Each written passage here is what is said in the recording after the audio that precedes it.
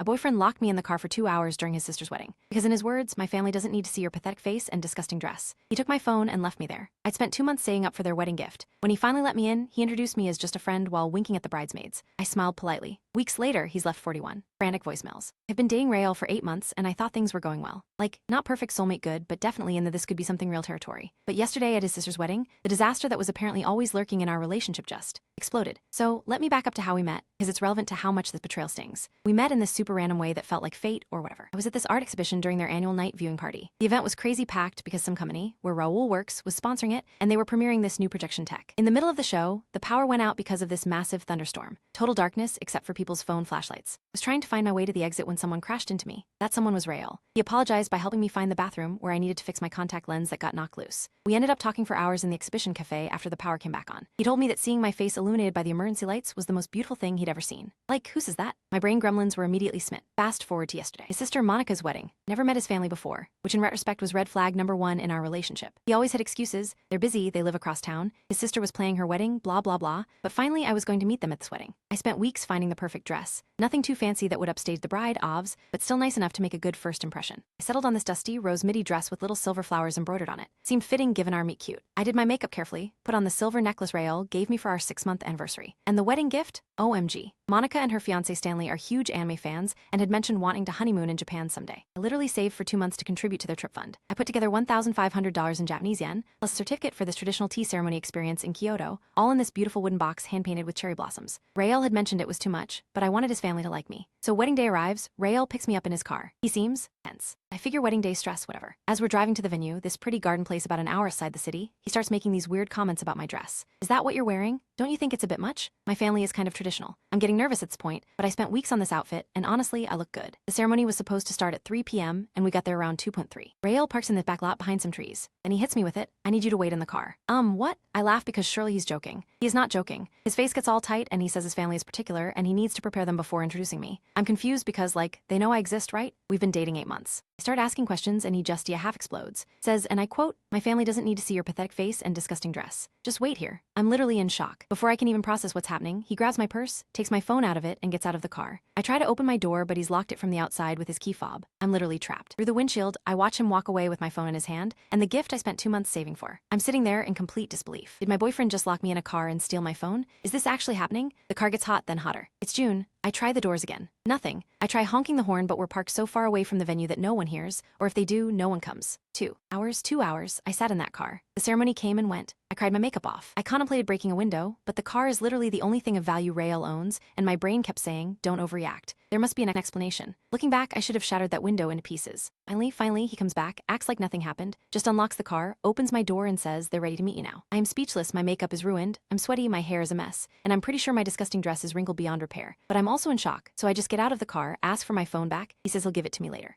I'm thinking there must be some massive misunderstanding. Maybe his family really is super traditional and he panicked. Maybe he's ashamed of something I don't know about. I'm literally creating 1,000 excuses for him in my head while following him to the reception. We walk into this beautiful tent with twinkling lights. Monica looks gorgeous in her wedding dress. Rael leads me toward her and Stanley, and I put on my best smile despite feeling like actual human garbage. And then the ultimate betrayal. Hey sis, this is Nadia. She's, just a friend from work. Just a friend, 8 months. That romantic meet cute. Silver necklace that I was wearing. 31 sleepovers at my apartment. Christmas with my parents. All of it reduced to just a friend. And then he winks at the bridesmaid standing next to Monica, who giggles and winks back. I'm standing there feeling like I'm in some alternate reality where nothing makes sense. Monica looks confused, but it's literally her wedding day, so she just smiles and says, nice to meet you, before turning to other guests. Friend from work comment repeats all night as Rael introduces me to relatives, cousins, uncles, always with that same weird dismissive tone, always while looking around the room as if searching for someone more interesting. I smile. I'm polite. I say all the right things. Because what else am I supposed to do? Because a scene at someone's wedding? Scream, he locked me in a car for 2 hours in front of the cake table. I'm writing this the morning after. I got my phone back finally, and Raoul dropped me at my apartment last night, acting like the evening went great. He actually tried to kiss me goodnight. I turned my face away, and he didn't even seem to notice anything was wrong. The wedding gift. The wedding gift that I saved for 2 months to buy is apparently sitting with all the other gifts at Monica and Stanley's house. Raoul didn't even tell them it was for me. I haven't slept. My mind keeps replaying everything, searching for signs I missed. Was our entire relationship fake? Was I just convenient until something better came along? I don't know what to do now. I want to confront him, but I also want to be smart about this. Part of me wants to contact Monica directly and tell her everything. Part of me wants to just ghost him completely. Any advice would help because my brain gremlins are working overtime, and I'm pretty sure our relationship just completely fell apart in the worst possible way. Edit. Thank you for all the advice. I'm going to take some time to think, but I'll update when I decide what to do. to. And to the people asking if this is real, I wish it wasn't. First update. First of all, thank you to everyone who commented on my last post. I literally cried reading some of your messages. It helped me realize I wasn't overreacting or going crazy. The internet sent me here for support, and y'all delivered like express delivery. So, it's been 4 days since the wedding disaster, and things have developed. After I posted, I spent the whole day ignoring Raul's texts. Sent his usual, good morning beautiful, as if he hadn't locked me in a car, and then pretended I was just some random coworker for an entire wedding reception. The audacity of this man is overwhelming. It's like he exists in a reality where logic and decency don't apply. I needed to process everything before confronting him, so I called in sick to work. Perks of remote work. No one can tell if your puffy eyes are from a cold or a relationship apocalypse. Kept thinking about that wedding gift sitting somewhere in Monica and Stanley's house, with them having no idea it came from me. $1,500 I saved by eating ramen for lunch, taking extra freelance projects, and skipping my usual coffee shop writing sessions. And the special tea ceremony experience that I researched for weeks to find the most authentic one, all in that beautiful hand-painted box. Side note that I didn't mention in my first post, I'm not rich at all. I'm a content writer who barely makes rent some months. This gift was a sacrifice because I wanted his family to like me. Stellar judgment on my part, clearly. So I spent the day making a plan. But then Rael showed up at my apartment that night, unannounced, with takeout from my favorite place like nothing had happened. When I opened the door, he had the nerve to look confused at my obviously been crying face. "What's wrong with you?" he asked, pushing past me into my apartment. I asked him straight up why he locked me in the car and introduced me as just a friend to everyone. Y'all, his explanation, I can't even. He said his ex was at the wedding, one of the bridesmaids. The winking one. Surprise, surprise. Apparently they dated for 2 years before breaking up about a year ago. According to him, she dumped him and he didn't want to look like a loser who moved on with someone less impressive. Less impressive. And I asked what that meant. He said, and I'm quoting exactly, "You know what I mean. Gina comes from money. Her dad plays golf with my dad.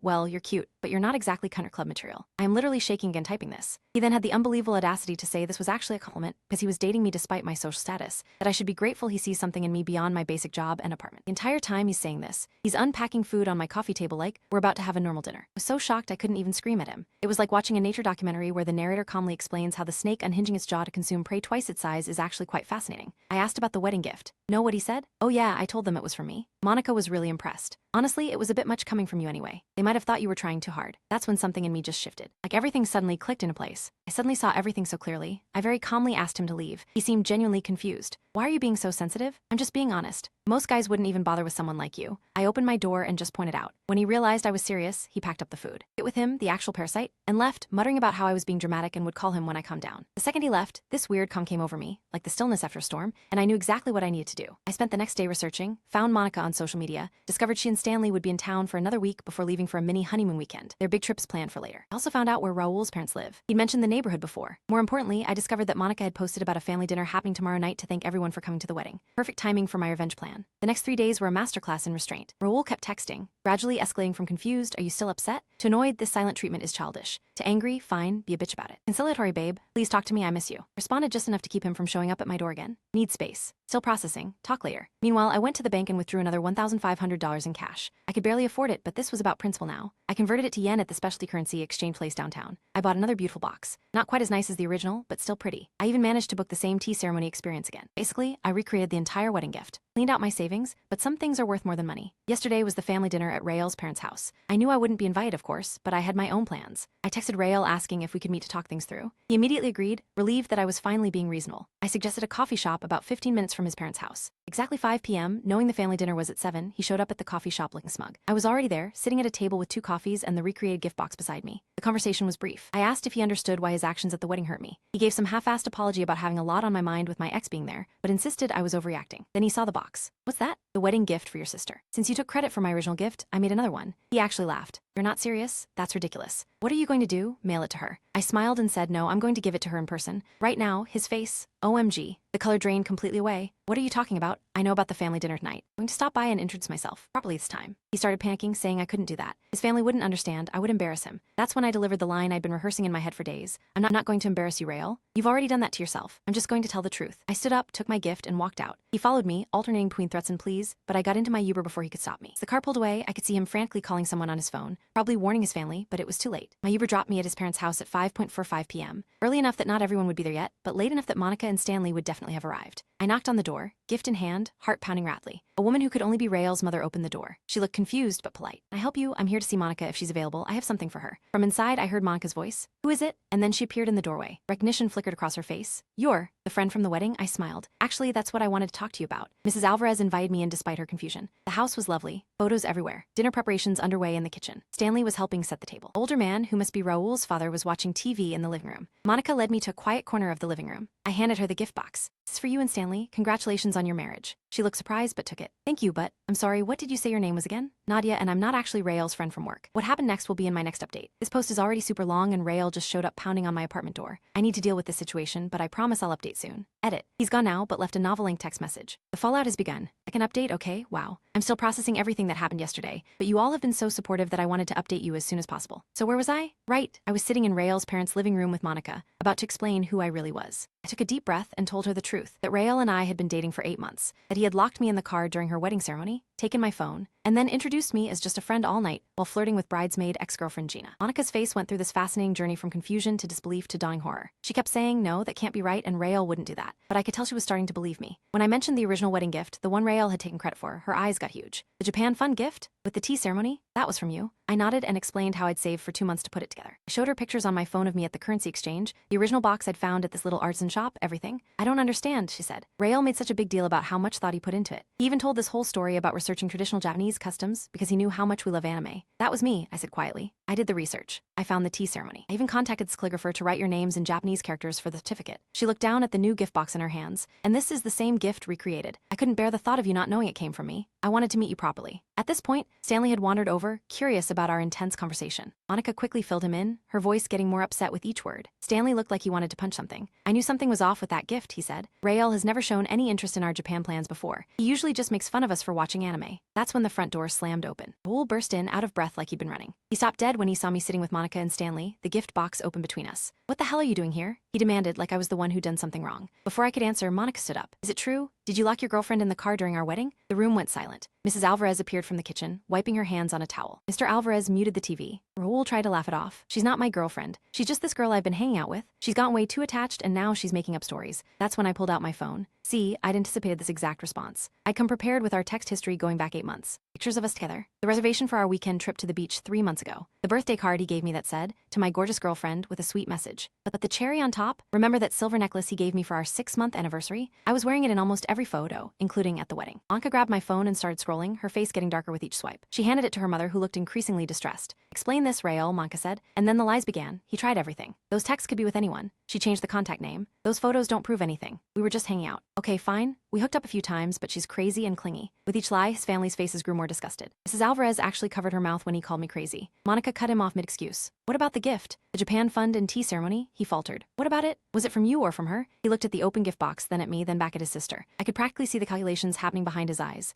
We got it together. It was my idea, but she helped. Stanley scoffed audibly. Dude, just stop lying. That's when Mr. Alvarez finally spoke up. Raoul, did you lock this young woman in your car during your sister's wedding? The way he asked it, so direct, so simple, seemed to pierce through all of Raoul's defenses. Raoul's shoulders slumped. It wasn't like that.